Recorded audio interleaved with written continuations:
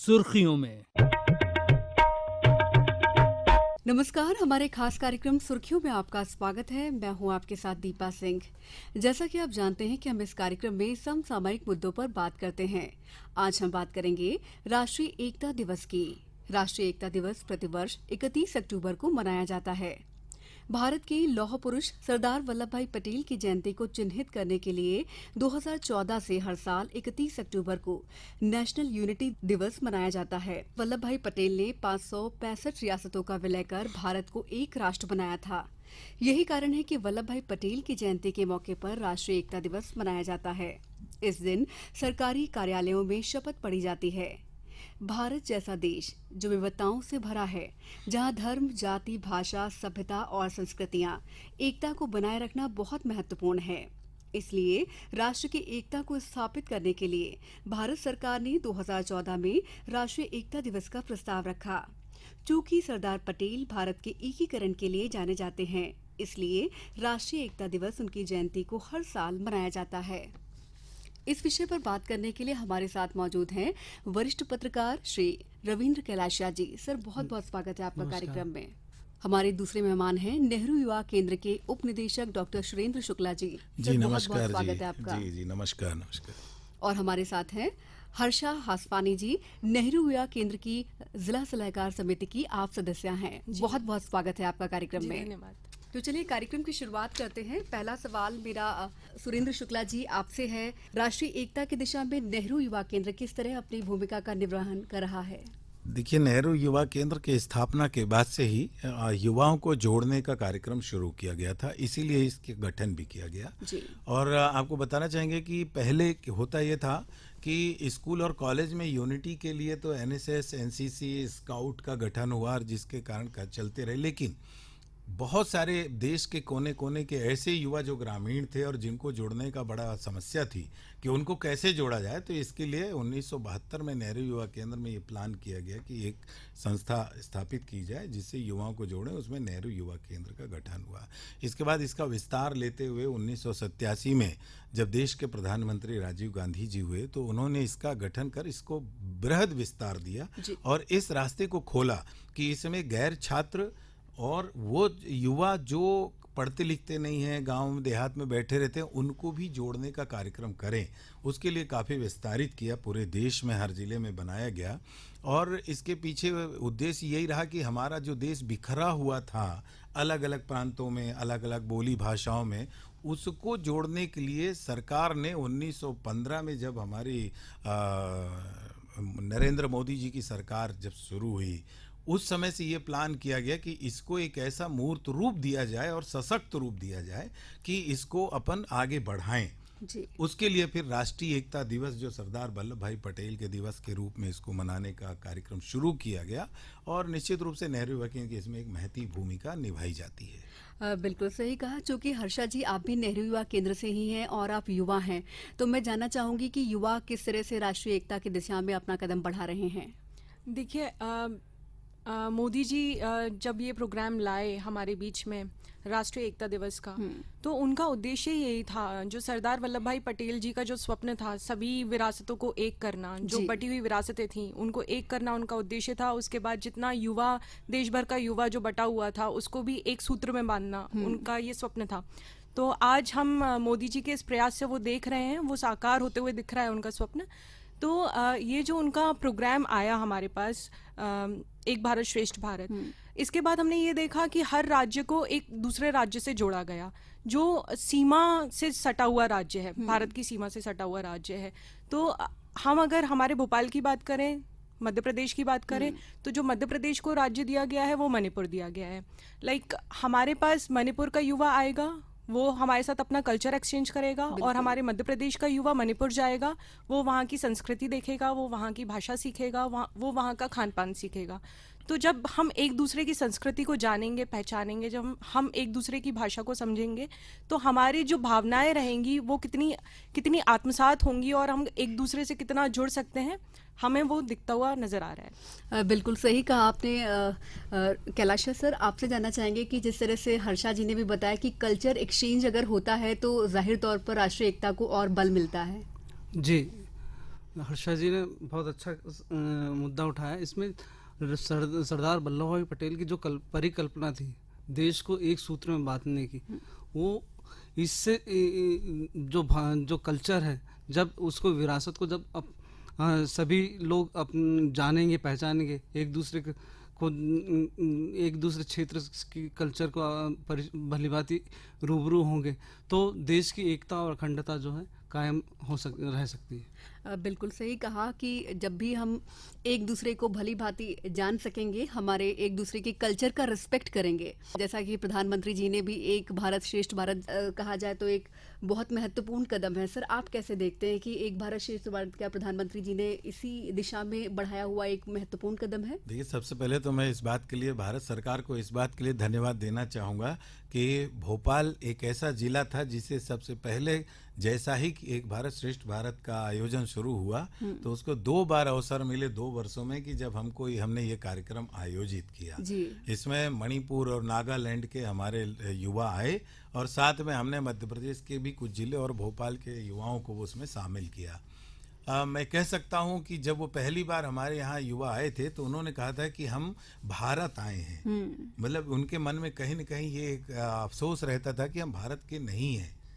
और जब ये 10 दिन का हमारा जब कैंप समाप्त होता था और वो जब जाने लगते थे तब वो कहते थे कि हमारी ये बहुत बड़ी भूल थी, हमारी बहुत बड़ी गलतफहमी थी, हमको गलत शिक्षा दी जाती थी कि हम भारत के हिस्सा नहीं हैं। तो एक भारत श्रेष्ठ भारत कहीं न कहीं मैं तो ये मानता हूँ कि सरकार की वो बहुत बड़ी उपलब्धि है जिसको ये रूप दिया गया कि आज हम सभी जितने सरहदों के किनारे के हमारे युवा हैं जिनके मन में ये बात जमी रहती थी कि भारत कैसा है, भारत में कभी उन्हें आने जाने का कभी उनको अवसर नहीं मिला, और जब वो यहाँ आते हैं और हमारे प्रदेश के युवा वहाँ जाते हैं तो उनको ये लगता है कि हम किस दुनिया में जी रहे थे और कैसे थे। तो मान के चलिए कि नेहरू युवा केंद्र की ओर से मैं ये कह सकता हूँ कि उनको बहुत बहुत साधुवाद दूंगा मैं इस सरकार को कि युवाओं को ये अवसर दिया और ये कहा कि आप इसमें शामिल होते रहें। और मैं तो उम्मीद करता हूं कि अभी आने वाले समय में भी एक भारत श्रेष्ठ भारत का कार्यक्रम निरंतर जारी रहेगा। कोविड की वजह से अभी बीच में रुक गया था, तो फिर से जारी होगा और एक बार फिर भोपाल जो है इसका मेजबान बनने का अवसर प्राप्त करेगा। बिल्कुल सही कहा आपने। हर्षद जी, क्या राष्ट्रीय एकता दिवस अलग अलग समुदायों के बीच में एकता की भावना को बढ़ाता है और जो सांस्कृतिक लगाव है वो भी एक दूसरे के प्रति और ज़्यादा बढ़ाता है?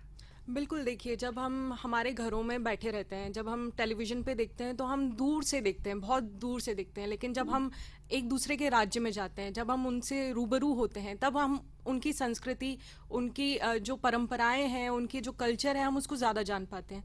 तो जो हमारा 10 दिन का ये कैंप रहता है, जब हम ये दिन मनाते हैं, जब उनका कैंप हमारे यहाँ लगता है, हम वहाँ जाते हैं, तो इससे हमें बिल्कुल अलग चीज़ें देखने को मिलती है। हम बोलते हैं ना, हम जब फील्ड पर जाते हैं तो हमें कुछ अलग ही दिखता है, हमें नया दिखता है। तो सेम वही है, जब वो यहाँ आते हैं तो हम कई बारी वो हमसे इसलिए झिझकते हैं कि हम उनके लुक्स का मजाक उड़ाएंगे। देखिए, हर इंसान अलग है, हर इंसान का रूप अलग है, लेकिन हमें उसको दिखाना है कि हमारा प्रेम तुम्हारे लिए भी है, तुम्हारा प्रेम हमारे लिए भी है, हम एक दूसरे के भाई बहन हैं। तो इसके लिए, ये दिखाने के लिए, हमें जताने के लिए हमें एक साथ होने की बहुत ज़्यादा आवश्यकता है। जब हम ये कैंप्स करते हैं तो हमें मौका मिलता है कि हम हमारी जो संस्कृति है उनको दिखाएं, उनकी संस्कृति खुद जाने, क्योंकि हम टेलीविजन पे देखते तो हैं कि ये ट्राइब्स कितनी सुंदर हैं, इनका कल्चर कितना सुंदर है, इनका खान पान कितना अच्छा है। और जब हम उनका खान पान देखते हैं तो हमें ये पता चलता है कि हम कितने स्पाइसी फूड में अभी तक हम डूबे हुए हैं, या फिर हम कितना जंक खा रहे हैं। और वो लोग देखिए उनका कितना सरल खाना है, इससे भी मतलब उसकी वजह से उनकी हेल्थ कितनी अच्छी है, वो कितने अच्छे से वहाँ पर रह रहे हैं, कम रिसोर्सेस में भी कितने अच्छे से रह रहे हैं। तो ये आपस में जब हम मिलेंगे, जानेंगे, तभी हम ये चीज़ देख सकते हैं। बिल्कुल सही कहा आपने कि आपस में मेल मिलाप बढ़ने से जो है, कहते हैं आपसी एकता भी बढ़ती है, तो जाहिर सी तौर पर जब आपसी एकता होगी तो राष्ट्रीय एकता भी बढ़ेगी। कैलाश सर, कल्चर एक्सचेंज के ऊपर अभी हमने बात की है और लगातार उसी पे एक भारत श्रेष्ठ भारत पे हम लोग बात कर रहे हैं, तो किस तरह से आपको लगता है कि युवा अपना योगदान दे रहे हैं? देखिए, युवा जो कल्चर एक्सचेंज में योगदान दे रहा है, वो नेहरू युवा केंद्र का जो प्रोग्राम है वो उस दृष्टि से उसमें बहुत सहायक साबित होगा। मगर एक आज जो सबसे बड़ी ज़रूरत है, युवा आज अपने हेल्थ के प्रति ज़्यादा अवेयर हो गया है। जी। तो आज से जो खेलो इंडिया एक अभियान जो शुरू हुआ है, जी। वो जो खेलो इंडिया अभियान उस राष्ट्रीय एकता में बहुत बड़ा योगदान दे सकता है। उसमें 30 हजारों युवा जो जी। खेलों के प्रति यानी मलखम्ब या देसी खेल, ओलंपिक खेल, उन सबको मिलाकर अपने अपने खेलों जो रीजनल स्पोर्ट्स हैं उनसे भी जो है इस दिशा में अच्छा प्रयास किया जा सकता है कि उससे राष्ट्रीय एकता को अच्छा उस दिशा में अच्छा काम किया जा सकता है। बिल्कुल सही कहा आपने। खेलो इंडिया के माध्यम से भी अलग अलग राज्य के जो बच्चे हैं, पार्टिसिपेंट्स हैं, वो आपस में मिलते हैं, कल्चर भी बदलता है जाहिर सी तौर पर, और राष्ट्रीय एकता भी बढ़ती है। सर, इस बार नेहरू युवा केंद्र किस तरह से आयोजन कर रहा है राष्ट्रीय एकता दिवस पर? देखिए, हमारा तो बड़ा अच्छा तैयारी अभी है। आपको खुशखबरी भी देना चाहूँगा, और मैं रेडियो भोपाल जो ऑल इंडिया रेडियो है उससे अनुरोध भी करूँगा कि इस बात को ज़रूर एडिट में ना लें कि हम बहुत जल्द एक भारत श्रेष्ठ भारत के अंतर्गत राष्ट्रीय यूथ एक्सचेंज प्रोग्राम ट्राइबल करने जा रहे हैं भोपाल में, जो संभवतः नवंबर या दिसंबर में होगा, जिसमें लगभग 200 युवा जो नक्सलाइट एरिया के हैं वो यहाँ आ रहे हैं भोपाल में, और हमारे भी युवा उसमें शामिल होंगे। उसमें क्या होता है कि वही जो अभी हर्षा जी ने बताया कि हम जो उनकी ड्रेस पे, उनके खान पान पे, उनके रहन सहन पे जो हम दूर से देखते हैं, वो जब पास से देखेंगे तो एक दूसरे से घुल मिल लेंगे, उनकी बोली भाषा सीखेंगे उनके तरीके से। तो वो हम कार्यक्रम कर रहे हैं। रहा सवाल आपका राष्ट्रीय एकता दिवस 31 अक्टूबर का, जो सरदार वल्लभ भाई पटेल के लिए, तो हम इसको केवल राष्ट्रीय एकता दिवस नहीं मनाते, हम इसमें समाज सेवा दिवस के रूप में भी काम करते हैं। तो उस दिन हम उनकी मूर्ति का साफ सफाई, वृक्षारोपण और स्वच्छता अभियान जो हमारा चल रहा है उसका समापन भी 31 तारीख को होगा, जो एक महीने का हमारा स्वच्छता अभियान चल रहा है। तो उस दिन हम बड़े जोर शोर से करीब लगभग सैकड़ों युवाओं के साथ हम पूरे इस भोपाल शहर से लेके पूरे प्रदेश में हम ये कार्यक्रम आयोजित करते हैं, एक एक गांव में करते हैं। युवा मंडलों के माध्यम से हमारा ये उत्सव मनाया जाता है। तो राष्ट्रीय एकता दिवस ना होकर हमारे लिए राष्ट्रीय एकता युत्सव दिवस होता है। बिल्कुल। और उस दिन खास तौर से सांस्कृतिक कार्यक्रम होते हैं, हमारे समाज सेवा का होता है, ब्लड डोनेशन कैंप होता है। तो नेहरू युवा केंद्र इन सारी चीज़ों को उस दिन मनाता है। बिल्कुल। तो जाहिर सी बात है कि इस बार जो है 31 अक्टूबर को नेहरू युवा केंद्र काफी कुछ आयोजन कर रहा है। हर्षा जी, युवा क्या करे जो असल मायनों में सरदार पटेल को सच्ची श्रद्धांजलि दे सके? देखिए, उनका जो स्वप्न था चारों दिशाओं को एक करना, वो तो साकार हो गया है मोदी जी के माध्यम से, हमारी अभी जो वर्तमान में सरकार है उसके माध्यम से। तो हम जो युवा हैं, हमारा जो पहले का जो सोचने का नज़रिया था, या हम दूर से देखते थे चीज़ों को, लेकिन अब हम करीब से चीज़ों को देखते हैं, हम करीब से जानते हैं। पहले ऐसे कार्यक्रम नहीं होते थे, लेकिन अब ऐसे कार्यक्रम हो रहे हैं सरकार के माध्यम से। हम एक दूसरे के जगह जाते हैं, हम एक दूसरे को देख रहे हैं, हम उनके जो उनका सब कुछ समझ रहे हैं, जो उनका रहन सहन है, जो भी चीज़ें हैं, हम उन चीज़ों से रूबरू हो रहे हैं। तो हम उनको रिस्पेक्ट करें। बिल्कुल। हर युवा में याली भावना आनी चाहिए कि हम एक दूसरे की कल्चर को रिस्पेक्ट करें, एक दूसरे के लुक्स पे बात ना करके हम उस चीज़ को रिस्पेक्ट करें, और हम एक दूसरे की संस्कृति को आगे बढ़ाएं। हम अभी सिर्फ ये ही नहीं कि हम एक ही भाषा पे अटके रहें, हमें रीजनल लैंग्वेजेस को भी उतनी ही रिस्पेक्ट देनी चाहिए, क्योंकि आप देखिए हमारे यहाँ कितनी सारी डाइवर्सिटीज़ हैं। इतनी डाइवर्सिटीज़ होने के बाद भी आज हम यूनिटी की बात कर रहे हैं, और आप यूनिटी देख भी रहे हैं। तो ये तभी होगा, और ये जागरूकता जो है और ये जो राष्ट्र प्रेम है वो युवा के दिल में है, उसके मन में है, उसके हृदय से वो चीज़ दिख भी रही है। अब वो चीज़ बाहर आते हुए भी दिख रही है। तो मैं यही मानती हूँ कि जब हमारे मन से उनके लिए ये सारी चीज़ें आएंगी, तो हमारा जो यूनिटी है वो बरकरार रहेगी, और हम एक मिसाल बनेंगे ग्लोब के लिए। बिल्कुल सही कहा कि भारत विविधताओं से भरा हुआ देश है। तो जाहिर तौर पर सबकी भाषा अलग है, बहुत सारी बोलियां हैं, बहुत सारी भाषाएं हैं। तो अगर सब आपस में एक दूसरे की भाषा, कल्चर का रिस्पेक्ट करेंगे तो जाहिर सी तौर पर एकता को बल मिलेगा। सर, सोशल मीडिया के दौर में अगर देखा जाए तो किस तरह राष्ट्रीय एकता को बचाने में या उसको और आगे बढ़ाने में कितनी कठिनाई है? सोशल मीडिया आज देश की एकता को जो तोड़ने का काम जैसा कर रहा है लगभग। इसको जो है बहुत ही सावधानी से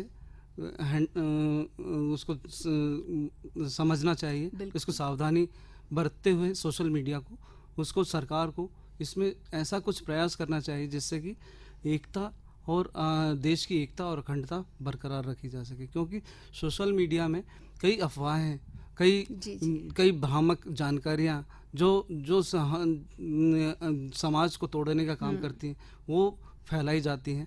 इसके लिए सरकार को जो है सख्त से सख्त कानून बनाना चाहिए।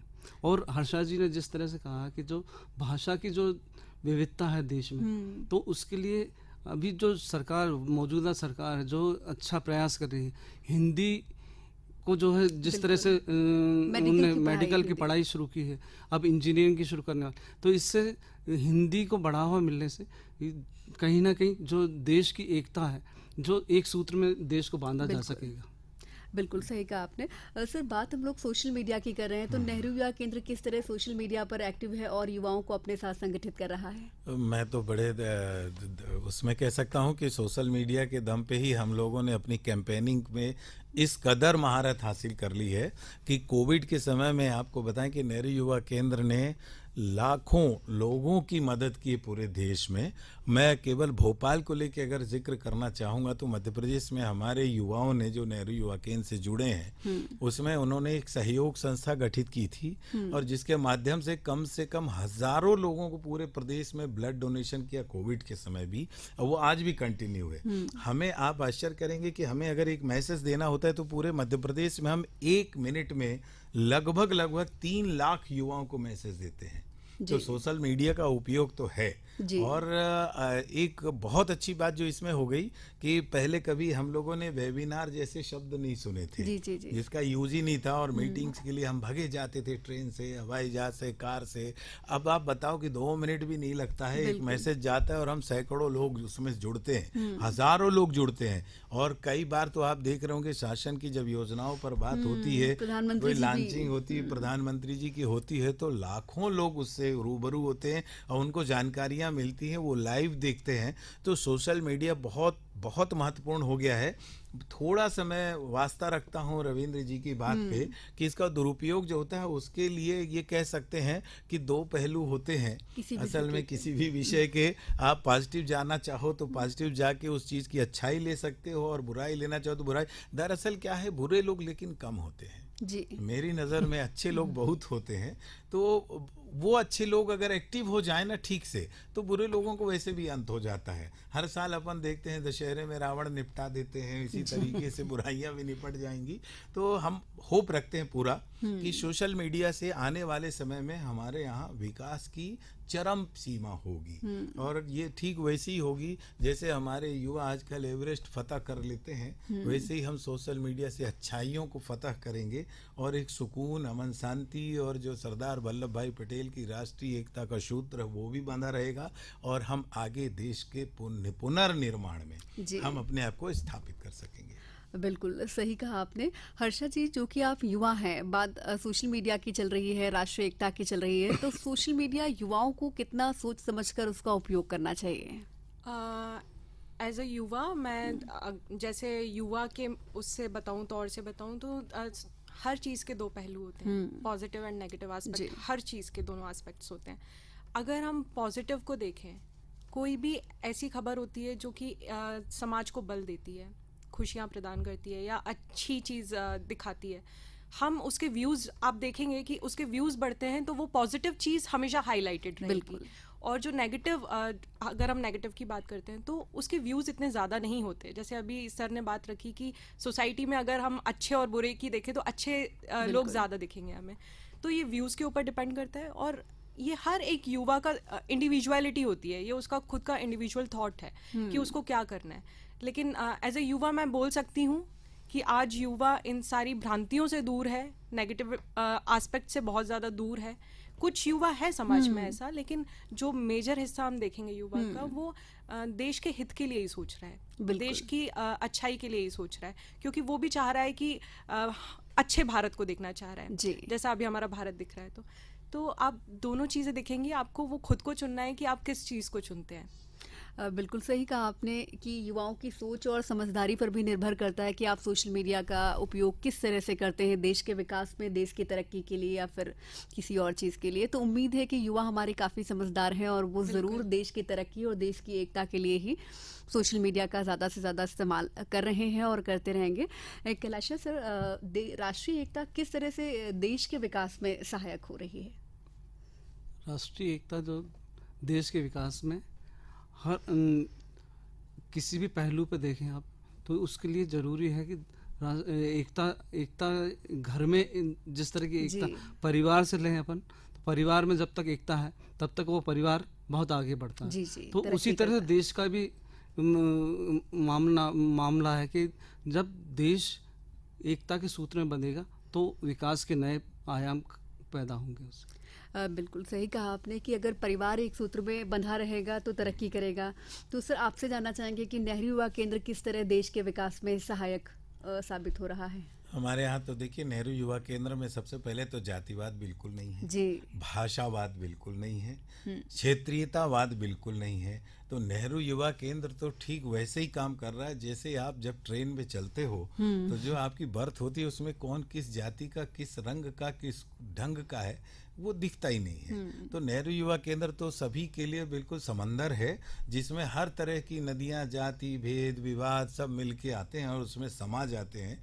तो नेहरू युवा केंद्र तो राष्ट्रीय एकता का परचम लेकर पूरे देश में नहीं पूरे विश्व में लहरा रहा है और यही कारण है कि विश्व का सबसे बड़ा संगठन आज के समय में नेहरू युवा केंद्र है। जी जी। बिल्कुल। हर्षा जी, जिस तरह से सर ने काफ़ी कुछ बताया इस बारे में, तो मैं आपकी राय जानना चाहूँगी कि आपको क्या लगता है कि युवा किस तरह से राष्ट्रीय एकता की ओर आगे बढ़ रहे हैं? देखिए, हम देश में, हम जो युवा हैं देश में सद्भावना बनाना चाहते हैं और हम स्वयं भी चाहते हैं। मैं एक जॉइंट फैमिली से बिलोंग करती हूँ और मैं आगे भी यही सोचूंगी कि जो मेरा परिवार हो, जिस भी परिवार में मैं जा रही हूँ वो भी जॉइंट ही रहे।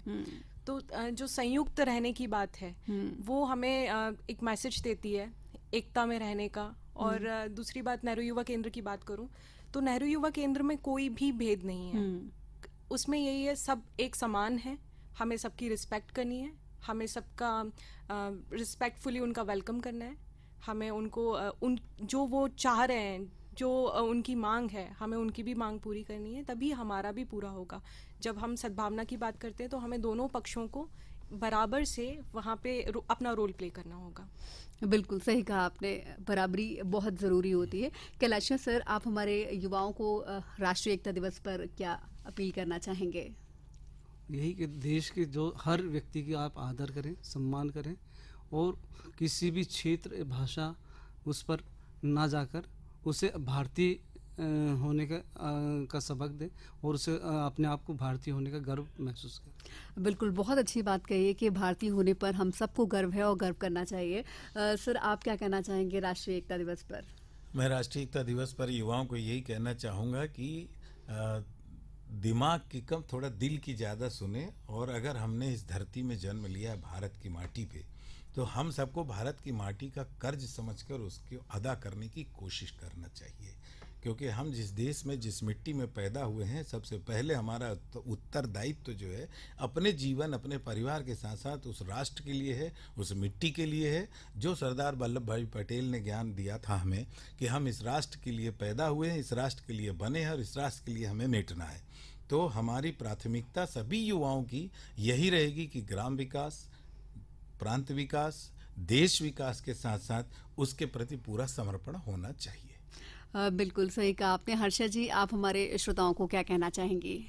मैं यही बोलना चाहूँगी, जैसे सरदार वल्लभ भाई पटेल ने इतनी विरासतों को मिलाया, उसको एक किया, तो हमारा भी अब यही फ़र्ज़ बनता है कि हम भी एक दूसरे की रिस्पेक्ट करें, एक दूसरे को कल्चर को जानें और हमारा भारत एक है, हम इस चीज़ को समझें। जैसे बोला जाता है वसुदैव कुटुंबकम, हम सभी एक हैं, सभी का कल्याण हो, सभी का कल्याण होगा तो उसमें हम भी आएंगे, हमारे लोग भी आएंगे और चारों दिशाओं में एक एकता का मैसेज जाएगा।